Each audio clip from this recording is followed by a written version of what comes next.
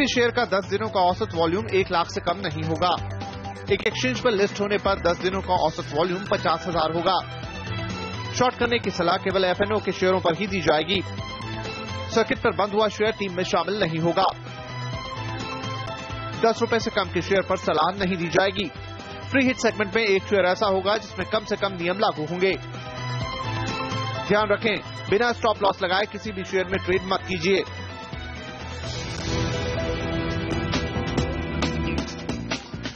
Good morning, stock 2020 में आप सबका स्वागत है। मैं हूं आशीष वर्मा और ये मैच मेरे साथ खेलेंगे नीरज बाजपेयी। नीरज जी हाय, गुड मॉर्निंग। Good morning. सबसे पहले देख लेते हैं किस तरह की पिच पे आज का ये मैच होने वाला है। ध्यान रखिए, एक ट्रंकेटेड वीक था तो मंगलवार के ट्रेडिंग सेशन भारतीय बाजारों में एक मार्केट हॉलिडे थी। हालांकि यूएस में भी हमने देखा था सोमवार को ट्रेडिंग सेशन में एक हॉलिडे थी यूएस प्रेसिडेंट्स डे के चलते। लेकिन हम 2 दिनों के ग्लोबल क्यूज पे आज रिएक्ट करते हुए नजर आएंगे। लेकिन जो ओवरनाइट क्यूज हैं अमेरिकन मार्केट से पॉजिटिव हैं। Flat to mildly positive zone में अमेरिकन मार्केट्स बंद होते हुए नजर आए। एसएनपी वापस अपने रिकॉर्ड उच्चतम स्तरों पर और डाउ एक बार फिर से 18,000 के ऊपर पहुंचता हुआ नजर आया। तो मोमेंटम इंटैक्ट है एटलीस्ट यूएस मार्केट्स में। यूरोपियन मार्केट्स में हालांकि जो डेटा था वो मिक्स था, इसीलिए वहां के मार्केट्स भी आपको मिक्स रिएक्ट करते हुए नजर आए होंगे। जर्मनी जो अपने लाइफ हाइस पे था वहां से 1/4% के आसपास ही कमजोरी के साथ जरूर बंद हुआ, लेकिन फुटसी और कैक्स में हरे निशान के साथ कामकाज देखने को मिला। हालांकि एक दिक्कत की बात, जो ग्रीस के साथ बातचीत चलनी थी वो फिर से बेनतीजा निकली है। सोमवार को आपको याद होगा हम लगातार हाईलाइट कर रहे थे वो बातचीत एक बार फिर से शुरू होने वाली है, लेकिन वो बेनतीजा रही है। हालांकि सोने को अगर आप देखेंगे $1,200 के आसपास कामकाज कर रहा है। कहीं ना कहीं बाजार मान के चल रहा है कि शायद ये डील फाइनली कल्मिनेट हो जाएगी, पूरी हो जाएगी, और इसीलिए सोने के मार्केट्स में हम देख रहे हैं लगातार प्रेशर आता हुआ। $1,260 के आसपास ध्यान रखें इस समय सोना कामकाज करता हुआ। कच्चे तेल में भी जो सिग्निफिकेंट उबाल देखने को मिला था। आज सुबह जो अर्ली एशियन ट्रेड्स हैं उसमें हल्का सा मुनाफा वसूली का दबाव है, और दबाव इसीलिए क्योंकि एक बार फिर से एक्सपेक्टेशंस बिल्डअप हो रही है कि यूएस में शायद इन्वेंट्रीज का एक बार तगड़ा पाइल अप देखने को मिल सकता है। इस बीच हमारे भारतीय बाजार में आपको याद होगा सोमवार के ट्रेडिंग सेशन में आखिरी 10-15 मिनट में एक शार्प मुनाफा वसूली का दबाव आता हुआ नजर आया था। आज के लिए क्या रणनीति होगी नीरज जी? किस तरह का फोकस, किस तरह का रेडार होगा, किस तरह की टीम लाइनअप होगा? न्यूज पे खास तौर पे फोकस रहेगा और खरीदारी पे आज भी इस सेक्टर्स का जोर रहेगा। लेकिन 1-2 स्टॉक्स हो सकते हैं जहां पे शॉर्ट्स बनाए जाएं क्योंकि खबरें अच्छी नहीं होंगी। और जैसे जैसे आप बजट और रेल बजट के करीब पहुंचते जा रहे हैं आपको बहुत सावधानी से ट्रेड करना चाहिए। और चूंकि काफी ज्यादा बाजार में उतार चढ़ाव देखने को मिल सकते हैं, न्यूज ड्रिवन काउंटर्स पे तेजी रहेगी तो उस पर फोकस बढ़ाना चाहिए। तो ज्यादातर बल्लेबाज की टीम होगी। आपकी फोकस बल्लेबाजी पर ही होगा। तो ऑलमोस्ट हमेशा ही हमने आजकल बल्लेबाजी पे ही फोकस करा है। आज के ट्रेडिंग सेशन में भी ऑलमोस्ट ज्यादा से ज्यादा बल्लेबाजी होंगे। हमें लगता है अभी भी खरीदारी करने के कई सारे मौके हैं। बजट के लिहाज से आपको कई सारे स्टॉक्स पे फोकस करना चाहिए, और शायद अगर कोई भी डिप आता है बाजार में तो ये समय एक्युमुलेशन का होना चाहिए आपका। रणनीति बजट तक तो एटलीस्ट यही लेके चलनी चाहिए। मेरा जी शुरुआत यहाँ से कैसी होगी? शुरुआत एक गेंदबाजी के साथ करना चाहेंगे और आईआरबी इंफ्रा होगा। मूड बिगाड़ना है, खबर अच्छी नहीं है तो बिगाड़ना पड़ेगा। सीबीआई की तरफ से फिर से इनकी इस एक मामले की जांच के मामला सामने आ रहा है, जो एक आरटीआई एक्टिविस्ट वाला मामला था। क्योंकि कई सारे नए जो है जो जब रेड हुई थी इनकी तमाम ठिकानों पे तो उसमें कुछ नए मामले सामने आए हैं। तो एक बार इसके फिर से इन्वेस्टिगेट किया जाएगा। जो सिलेक्टर्स को मानना है कि इसके लिए काफी नेगेटिव हो सकता है क्योंकि क्लीन चिट मिल चुकी थी और सारे नेगेटिव्स खत्म हो गए थे। लेकिन फिर से एक बार दबाव में स्टॉक आपको जरूर दिखेगा। 240 के लक्ष्य के साथ खरीदारी करके चलें इसमें, बिकवाली करके चलें इसमें, और 256 के आसपास स्टॉप लॉस रखें। तो शॉर्ट बनाने की सलाह होगी आईआरबी इंफ्रा में। ज्योति स्ट्रक्चर्स अगला स्टॉक होगा और इनके एक जेवी को काफी बड़ा 550 करोड़ के करीब का ऑर्डर मिला है जो इस जैसी कंपनी के काफी सिग्निफिकेंट है। और इस समय आप ध्यान रखिए तमाम जो इस तरीके के ऑर्डर्स आ रहे हैं या कोई पॉजिटिव डेवलपमेंट हो रहा है, कोई एक्विजिशन हो रहा है, वहां वाले स्टॉक्स को रिवार्ड कर रहा है मार्केट। और हमें लगता है ये ऑर्डर काफी बड़ा है इस स्टॉक के लिए, तो यहाँ पे एक खरीदारी बनती हुई दिखेगी। 35 रुपए के लक्ष्य के साथ ज्योति स्ट्रक्चर्स में खरीदारी करके आज चले और 32 के आसपास स्टॉप लॉस लगाए। आशीष, फोकस खरीदारी पर है तो शुरुआत भी कुछ चुनिंदा प्लेयर्स के साथ जहां पे हमें लगता है यहां से लेकर बजट तक तो आपको एक स्ट्रांग एक्युमुलेशन करना चाहिए। सबसे पहले मोजर बेयर वो काउंटर होगा जिसमें हमारे एक्सपर्ट्स मानते खरीदारी करें, और कई सारे रैशनल्स हैं। ध्यान रखें अगले हफ्ते बजट की पेशकश होने वाली है और इस बार का बजट का थीम मोदी सरकार का और सिंधी सी आवाज का भी आपने देखा होगा, मेक इन इंडिया है। पूरी तरह से फोकस फिर लोकल मैन्युफैक्चरिंग पे होने वाला है। हमें लगता है इस बजट तक मोजर बेयर एक ऐसा काउंटर होगा जो तगड़े अपसाइड जहां से डिलीवर कर सकता है। सबसे पहले आपको बता दूं ये कंपनी देश की दूसरी सबसे बड़ी मैन्युफैक्चरर है ऑप्टिकल मीडिया की। सीडीज डीवीडीज बनाने का काम करती है। दुनिया में ये दूसरी सबसे बड़ी मैन्युफैक्चरर है। इस लिहाज से एक सिग्निफिकेंट पोजीशन इस कंपनी की है सोलर पावर जनरेशन में। ये कंपनी इंटरेस्टिंगली एलईडी लाइट्स के कारोबार में भी उतर चुकी है। तो एटलीस्ट 4-5 वैलिड रीजंस मुझे नजर आते हैं अपफ्रंट, जिसके चलते हमें लगता है मोजर बेयर में आपको खरीदारी करनी चाहिए। पहला, आईटी डिपार्टमेंट ने रिकमेंडेशन भेजी है वित्त मंत्री को इलेक्ट्रॉनिक्स और आईटी हार्डवेयर सेक्टर को कहा जा रहा है 10 साल की टैक्स हॉलिडे की बातचीत हम सीएनबीसी आवाज पे एक्सक्लूसिव आपके लिए जानकारी भी लेके आए थे। तो एक बड़ा पॉजिटिव हो सकता है अगर ऐसा कोई भी मूव इस बजट में आता हुआ नजर आए। दूसरा इंपॉर्टेंट रैशनल, बड़ी हाई इंपोर्ट ड्यूटी लगाने की बात करी जा रही है आईटी हार्डवेयर इलेक्ट्रॉनिक्स में, ताकि make in India, manufacturing in India को बूस्ट दिया जा सके। ध्यान रखें, मोजर बेयर जैसी कंपनीज बहुत तगड़ा हिट हुआ था। ये कंपनी एक जमाने में रडार पर रहती थी इन्वेस्टर्स के, ट्रेडर्स के। उसके बाद एक बहुत सिग्निफिकेंट हिट पड़ा था जब चाइना और ताइवान जैसी ज्योग्राफी से तगड़े इंपोर्ट, चीप इंपोर्ट्स होते हुए नजर आए थे। और अगर ऐसा कुछ लगाती है सरकार इस बार बजट में मेक इन इंडिया को थ्रस्ट देने के लिए higher import duty, Moser Baer के लिए एक गेम चेंजर हो सकती है डेवलपमेंट। मोदी साहब ने वैसे एक और इंटरेस्टिंग हाईलाइट बता दूं, रूफटॉप पॉलिसी का अनाउंसमेंट करने की बात करी है इस बजट में। इसका मतलब है कि आप घरों पे सोलर पैनल्स इंस्टॉल कर सकते हैं, जनरेट कर सकते हैं इलेक्ट्रिसिटी, कंज्यूम कर सकते हैं इलेक्ट्रिसिटी, और चाहें तो सरप्लस इलेक्ट्रिसिटी को सरकार को बेचा भी जा सकता है एक फिक्स्ड रेट पे। बड़ा इंटरेस्टिंग डेवलपमेंट है और कंपनी जैसे कि मोजर बेयर बूस्ट लेती हुई नजर आएंगी, क्योंकि आपको याद होगा सीडीज वगैरह बनाने का काम था, उसके बाद इसका अपने आपको डाइवर्सिफाई कर रहा था सोलर पैनल्स बनाने के कारोबार में। वहीं पे वो जो दिक्कतें आई थी, सोलर पैनल पिकअप नहीं होता हुआ नजर आया था, तो मोजर बेयर के हालात बड़े कमजोर हुए थे। अगर ऐसा कुछ भी करती है कंपनी सरकार इस बार, तो मोजर बेयर के लिए गेम चेंजर हो सकता है। ये कंपनी सोलर पैनल्स बनाने का काम भी करती है और इनफैक्ट इसके पीवी इंस्टॉलेशन सूरत वगैरह में ऑलरेडी है भी। इस बजट में कहा जा रहा है इंपोर्ट ड्यूटी जो है एलईडी लाइट्स पे वो भी लगाई जा सकती है, ताकि लोकल मैन्युफैक्चरिंग को बढ़ावा दिया जा सके। सरकार ने वैसे भी थ्रस्ट रखा है सीएफएल से एलईडीज की तरफ मूव करने की बात करी गई है। ये कंपनी मोजर बेयर होम एलईडीज और स्ट्रीट लाइट एलईडीज में ऑलरेडी मौजूद है। तो ये सब ज्यादातर लोग जानते नहीं अब इस कंपनी के बारे में, लेकिन क्योंकि 11 रुपए के लेवल्स के आसपास है, हमें लगता है ये सब थॉट्स को रिविजिट करने की जरूरत थी। शायद ये कंपनी बड़ी अट्रैक्टिवली प्राइस्ड है। पांचवा और सबसे इंपॉर्टेंट है एक हिडन जेम इस लिहाज से, क्योंकि इस कंपनी ये स्टॉक सिर्फ 11 रुपए पे ट्रेड कर रहा है, मार्केट कैप सिर्फ 230 करोड़ रुपए के आसपास का है। इस लिहाज से एक तगड़ा अपसाइड कंपनी डिलीवर कर सकती है। यहां सर इस कंपनी को अपने रडार पर रखें, इस कंपनी के बारे में पढ़ें चाहे तो। क्रॉम्पटन ग्रीव्स दूसरा काउंटर जिसमें हमारे एक्सपर्ट्स मानते हैं खरीदारी करनी चाहिए। इस कंपनी में अच्छी खासी पिटाई होती हुई नजर आई थी, रिजल्ट्स को लेकर कंसर्न्स थे, कैपिटल गुड्स की स्पेस को लेकर कंसर्न्स थे, वैल्यू अनलॉकिंग को लेकर तमाम कंसर्न्स हाईलाइट होते हुए नजर आए थे। लेकिन क्रॉम्पटन ग्रीव्स में जिस तरह की खबरें आ रही कि एनटीपीसी से एक ऑर्डर भी मिला 120 करोड़ रुपए के आसपास, हालांकि छोटा है लेकिन हमें लगता है लेवल्स के आसपास से बजट तक क्रॉम्पटन ग्रीव्स में एक स्मार्ट एक्यूमुलेशन देखने को मिल सकता है। कैपिटल गुड्स स्पेस में one of the best bets हमें नजर आती है जिस तरह से पिटाई हुई है वैल्यूएशंस के लिहाज से भी। तो इस कंपनी में भी खरीदारी करने के मौके ढूंढे और इसी के साथ वक्त चला हम दोनों की टीम्स के डिपेंडेबल खिलाड़ी जानने का।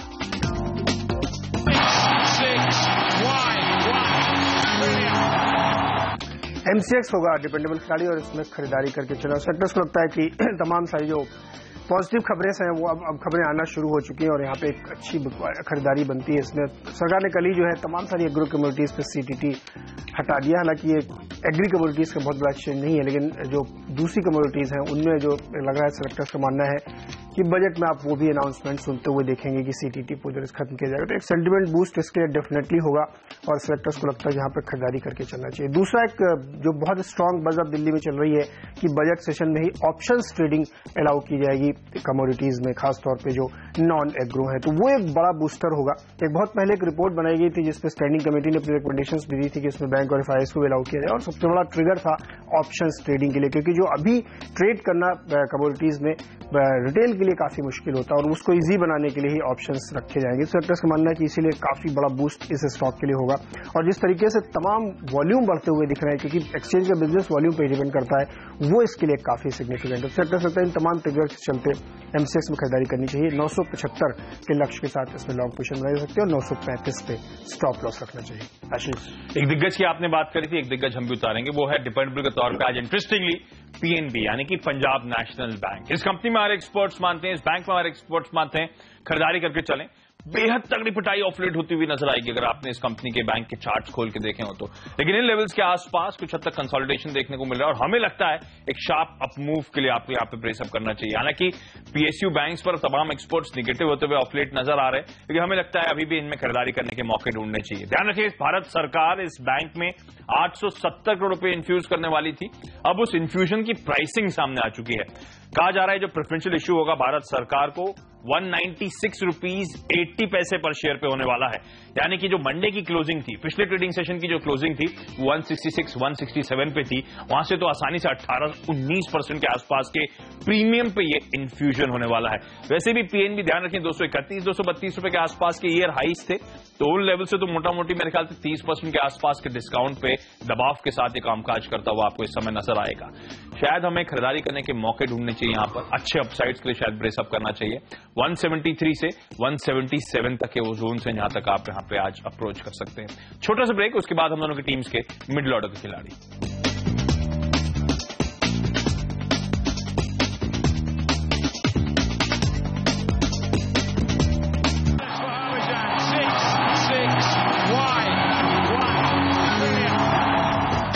मिडिल ऑर्डर में खरीदारी का सिलसिला जारी रखेंगे। सेंट गोबिन और एक सेलेक्टर्स का मानना है कि इस स्टॉक में खरीदारी करनी चाहिए, और वीकेंड में मैनेजमेंट से जो चर्चा है उसमें सेलेक्टर्स का मानना है कि काफी पॉजिटिव साउंड हुआ और 2-3 साल के अंदर कारोबार डबल करने की उनकी उम्मीद है, उनकी एक्सपेक्टेशंस है। सेलेक्टर्स को लगता है कि ये काफी पॉजिटिव है और एक ऑटो एंसिलरी कंपनी है। अगर 3 साल में कोई अपना कारोबार डबल कर रहा है तो आप अंदाजा लगा सकते हैं कि 25 से 30% सालाना की ग्रोथ की वो बात कर रहे हैं। सेलेक्टर्स को लगता है यहाँ पे एक पॉजिटिव सेंटीमेंट देखने को मिलेगा। वैसे भी एंसिलरी स्टॉक्स जो है ऑटो सेक्टर्स के वो काफी पॉजिटिव दिख रहे हैं। 36 के लक्ष्य के साथ इसमें खरीदारी करके चले। डीसीबी बैंक अगला स्टॉक होगा। एक बेहद शानदार रैली से स्टॉक में दिखाई है और अब बड़े बड़े दिग्गज ब्रोकरेजेस की तरफ से इसमें बाइंग देखी जा रही है और जो काफी नामी गिरामी एचएनआईज है उनकी तरफ से स्टॉक कॉर्नर किया जा रहा है। सेक्टर्स का मानना है कि इस स्टॉक पे आपको नजर रखनी चाहिए। हाल फिलहाल में ही आपको जल्दी कोई एक बड़ा मूव इसमें आता हुआ दिख सकता है। 120 के लक्ष्य के साथ डीसीबी बैंक में खरीदारी करके चले।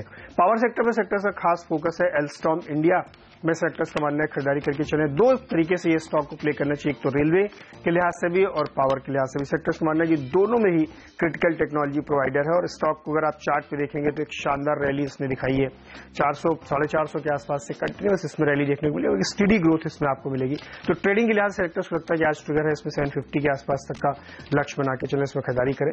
724 पे स्टॉप लॉस लगाए। आशीष, फोकस खरीदारी पर ही रखेंगे। बैंक्स की आपने बात करी थी, इंटरेस्टिंगली बैंक्स हमारे रडार पे भी डिपेंडेबल के तौर पर हमने पंजाब नेशनल बैंक की बात करी थी, और मिडिल ऑर्डर में सबसे पहला प्लेयर भी एक बैंक होगा, जम्मू एंड कश्मीर यानी कि JNK बैंक।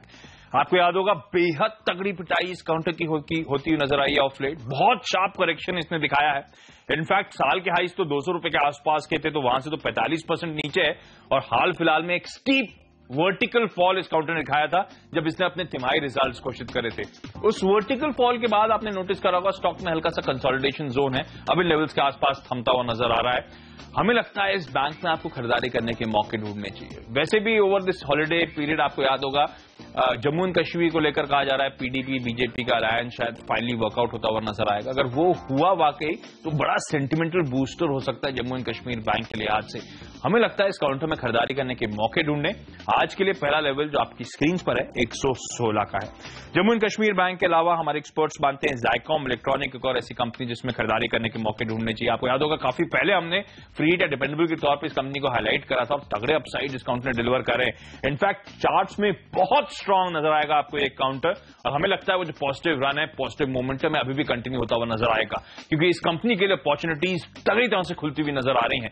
सीसीटीवी कैमरास की हर जगह बातचीत हो रही है, इंडिविजुअल घरों में अब बड़ा डिमांड बढ़ती हुई नजर आ रही है, सरकारों की तरफ से, स्टेट गवर्नमेंट की तरफ से जिस तरह का डिमांड बूस्ट अप होता हुआ नजर आ रहा है।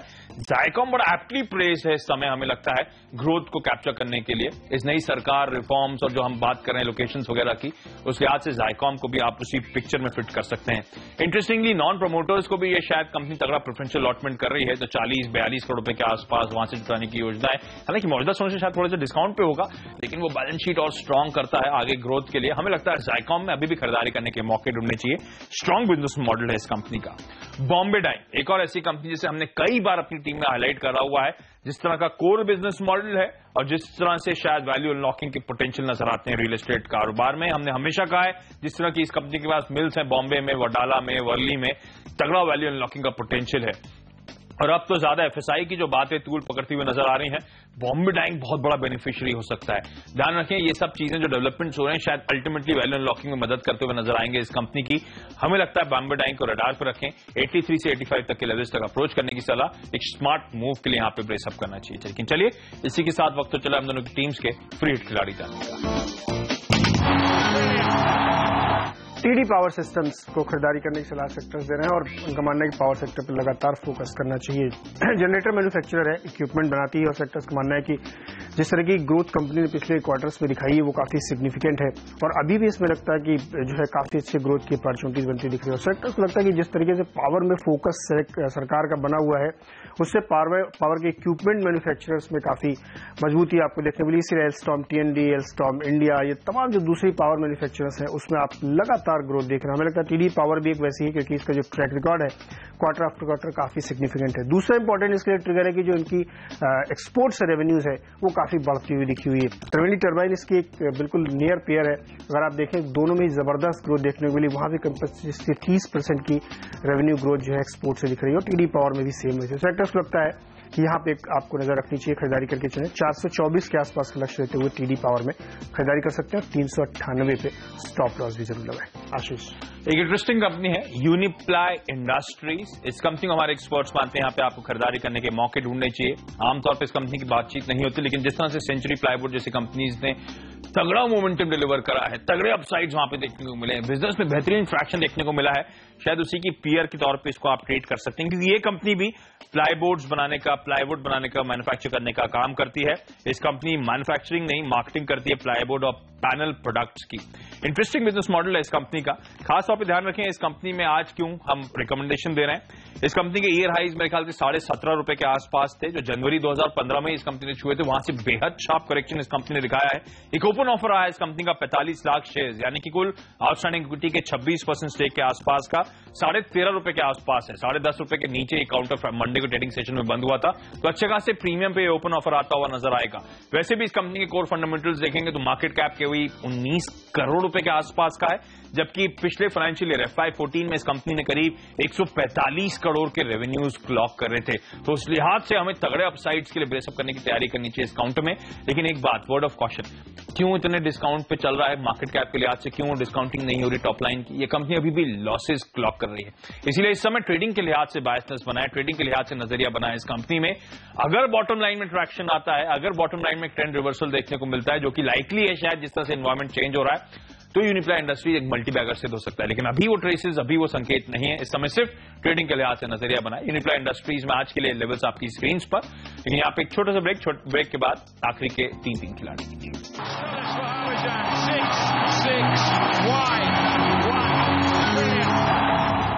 ब्रेक के बाद आपका स्वागत है। वक्त है आखिरी के 3 खिलाड़ी जानने का। ब्रेक से पहले मैंने बॉम्बे डाइंग हाईलाइट करा था और कहा था कि Bombay based real estate companies के बड़े पॉजिटिव डेवलपमेंट्स रिपोर्ट किए जा रहे हैं। ओबरॉय रियल्टी को ऑब्वियसली रडार पर रखें। इस कंपनी में भी हमारे एक्सपर्ट मानते हैं खरीदारी करें। वैसे फंडामेंटली तो सबसे बेहतरीन पिक यही होगी अगर आप बैलेंस शीट स्ट्रेंथ की बात कर रहे हैं। इस कंपनी के लिहाज से क्लीन मैनेजमेंट भी नजर आता है। 273 तक के लेवल तक यहां पे अप्रोच करने की सलाह। लेकिन HDIL ये काउंटर ऑफ रेडार इसमें बिल्कुल नहीं जा सकता। बेहद स्ट्रांग मूव्स, बेहद स्ट्रांग नंबर्स, मैनेजमेंट कॉन्फिडेंट की डेट लेवल्स को पेयर ऑफ कर लेंगे, जबकि अब तक इसने अपने नॉन कोर एसेट्स नहीं बेचे हैं। ऑपरेशनल परफॉर्मेंस से डेट रिडक्शन की बात करी जा रही है। HDIL रेडार पे 121 तक के लेवल्स तक यहां पे अप्रोच करें। मार्की नेम्स इस कंपनी में लगातार एंटर करते हुए आपको नजर आएंगे। लेकिन फाइनली खबरों के दम पर इकलौता स्टॉक नीरज ने हाईलाइट करा था IRB इंफ्रा। हमें लगता है आज हीरो मोटोकॉर्प शायद थोड़ा दबाव के साथ कामकाज करता हुआ नजर आए। वजह ऑब्वियस है, 70 लाख शेयर्स प्रमोटर्स बेचना चाहते हैं। मंडी की क्लोजिंग प्राइस से 3 से 5% के आसपास के डिस्काउंट पे सेल ऑफ होता हुआ नजर आएगा। तो टेम्पररी ब्लिप नजर आता है, ज्यादा प्रेशर आता है तो शायद खरीदारी करने के मौके भी इस काउंटर में ढूंढने चाहिए। लेकिन आज के लिए थोड़ा सा ट्रेडिंग बैलेंस के लिहाज से दबाव के साथ ही काउंटर शायद ट्रेड करें। नीरज जी आपके आखिरी के 3 खिलाड़ी। जयप्रकाश पावर होगा अगला स्टॉक। यहाँ पे खरीदारी करके चले और तमाम सारे ब्रोकरेजेस के हाउस से इसमें रिपोर्ट भी आ रही है पॉजिटिव। तो हमें लगता है ट्रेडिंग के लिहाज से 13 के लक्ष्य के साथ इसमें लॉन्ग पोजीशन बनाए और 10-20 पे स्टॉप लॉस लगाए। HCL इन्फोसिस्टम्स और D-Link, शुरुआत में ही आशीष ने आपको काफी डिटेल में बताया था कि सरकार किस तरीके से मेक इन इंडिया के तहत इलेक्ट्रॉनिक्स चीजों को प्रमोट करना चाहती है, तो उसमें ड्यूटी भी लगाएगी और उनको तमाम सारी छूट मिलेंगी। इसलिए सेक्टर्स को लगता है यहाँ पे खरीदारी करके चलें। D-Link 200 के लक्ष्य के साथ इसमें खरीदारी करें और HCL इन्फोसिस्टम्स, इनकी माइक्रोसॉफ्ट के साथ एक टाई अप भी हुई है, वो भी इस स्टॉक के लिए एक बड़ा ट्रिगर होगा। 58 के टारगेट के साथ इसमें भी खरीदारी करके चले। और इसी के साथ मुझे और आशीष को दीजिए इजाजत, लेकिन आप कहीं मत जाइए क्योंकि CNBC आवाज पे तुरंत लेके आ रहे हैं मार्केट काउंटडाउन और CNBC बाजार पे होगा मॉर्निंग टिकर।